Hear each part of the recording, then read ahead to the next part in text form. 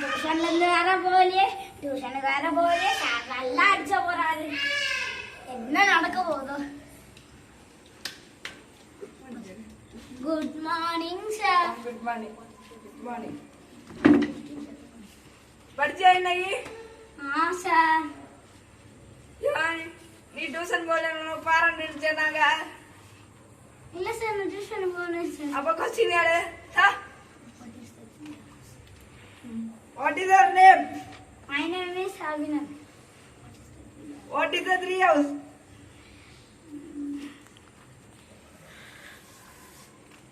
Reuse, reduce, recycle.